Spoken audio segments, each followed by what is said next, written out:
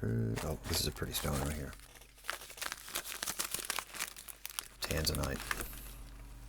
Radiant cut. That's the pillow cut. That's the one I'm best known for.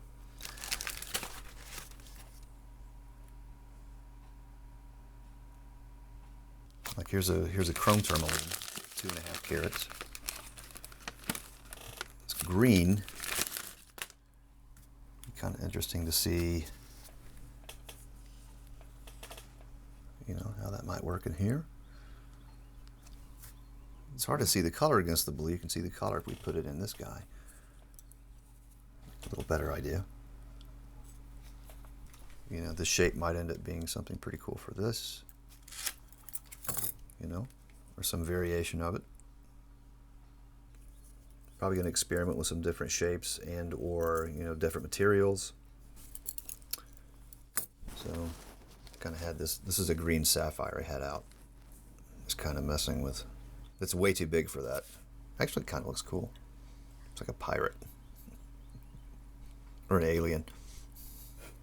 An oval might be cool for this shape.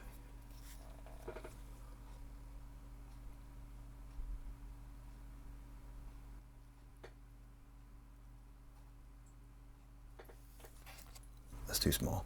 Need a bigger one.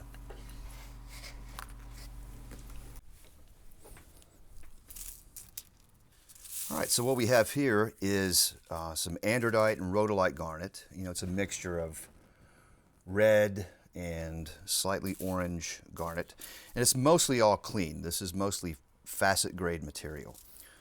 I've vetted them, I've gone through them, and they're, for the most part, they either have, you know, very clean parts in them, or the whole gemstones are facet grade clean. By facet grade, I mean it's quality of material that you want to facet with, and that's laying flat planes onto a gemstone in a pattern. So I've been going through these, trying to find some gems that are going to be appropriate to use in these eyes that we're cutting. Actually, here's one right here. So it's, you know, I have a certain dimensions that I need to shoot for. I think the final dimensions are going to be 8.5 by 4 millimeters. So basically I'm going through all these and just seeing if, you know, if I'm going to hit the dimensions.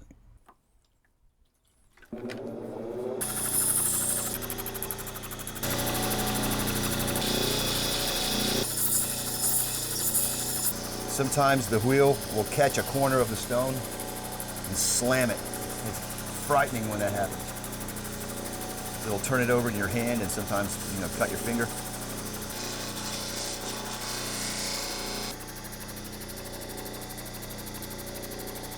You know, cutting the stones for the skull eyes are different in that I actually drew out. I saw the skull and I was like, got inspired. I was like, this is going to be so freaking cool if I could do a, you know, like a tapered baguette with sides on it that go in and kind of follow, almost like sunglasses.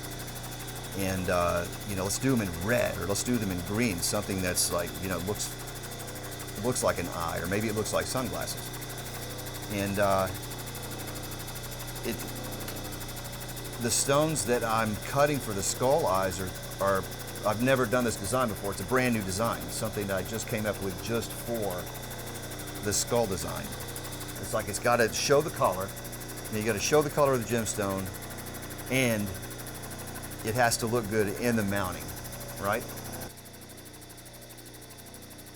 I found out Rick was, you know, moving to North Carolina maybe about a year ago, and started following him on Instagram. Saw his work, I thought it was really cool.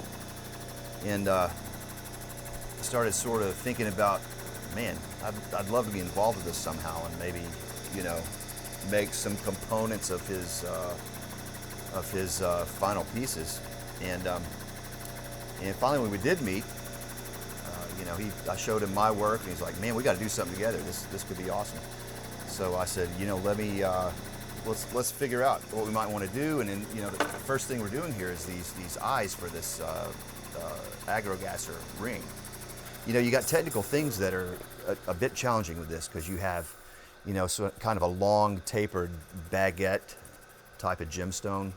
You know, started cutting prototypes for it, and just taking the stones down to what the size are going to be and seeing how that color, you know, expresses itself. So it's technically challenging, but you know, all that I'm saying is really in the end just to get, you know, something that looks beautiful, that works.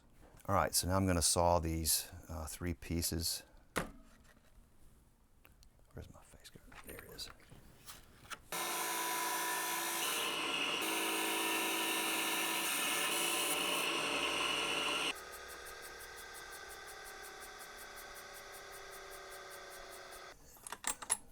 One, two. Oh, there's the one I was using.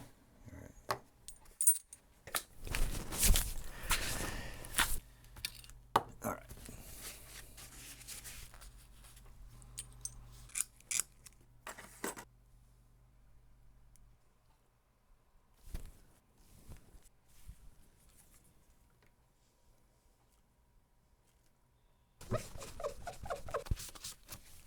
This is easy. This is, you know, top and bottom, north and south.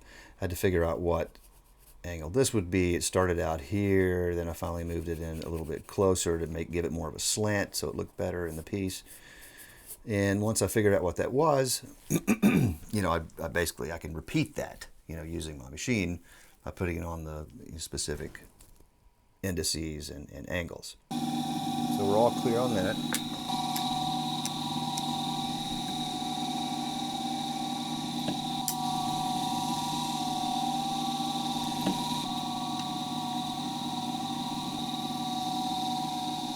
So this is called, you know, cutting to spec. But this is like this is working as almost like a machinist. I got to get this down to a very specific size, and that involves cutting a little bit and measuring, cutting a little bit and measuring. It's a little tedious, but it's, you know, it's what you got to do to get the right piece. Got to get down to the 3.2.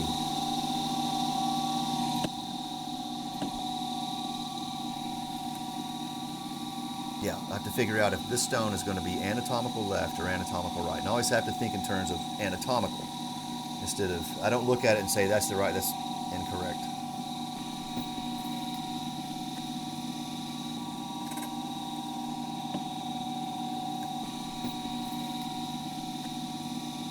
So that's going to be actually an anatomical, what? Let's see. Anatomically, that would be the right. No, excuse me, the left eye. And that's the bottom. So anatomically, that would be the left eye.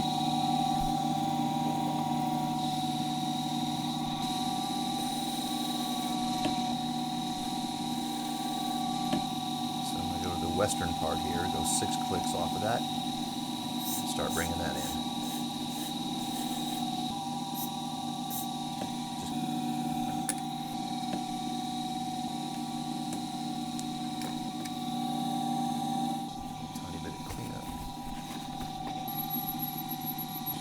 Move it so it doesn't stick on anything.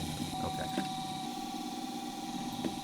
This is the tricky part. You have to cut enough material off to create your pattern on the bottom, but you have to leave enough for the girdle, for the rim, and the top. Spot on. So we've cut the pattern on it, and we're going to put a lap on that's machined metal, scored. And this right here is 50,000 grit diamond paste.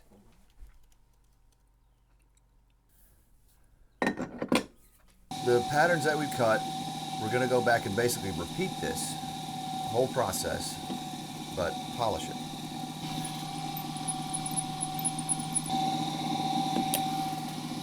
Polishing, it's a lot about movement and rhythm and listening, and less about looking.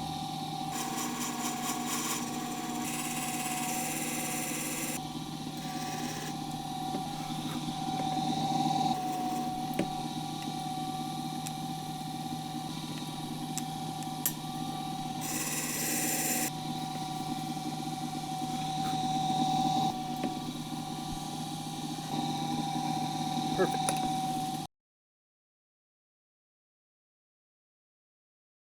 My grandmother and I used to go to adult education courses back when I was a kid, and I made cabochons, bolo ties, belt buckles, cool stuff like that. That was when I was 8 years old, 9 years old. So 45, 46 years been cutting stones.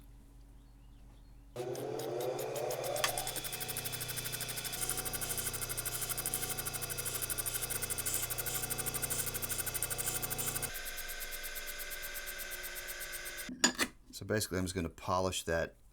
It's very rough right there. So I'm going to polish in a couple of stages. I'm going to polish that out.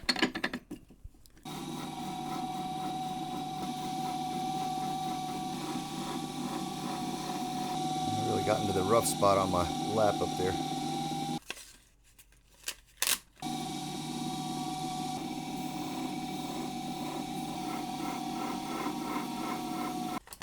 Let's see, who's next?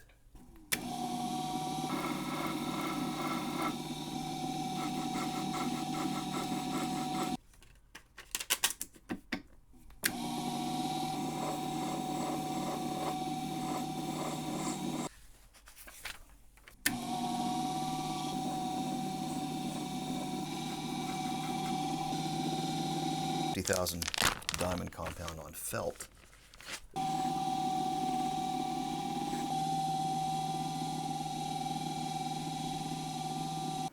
So these are the final stones that are going to go to Taft for setting. And here we go.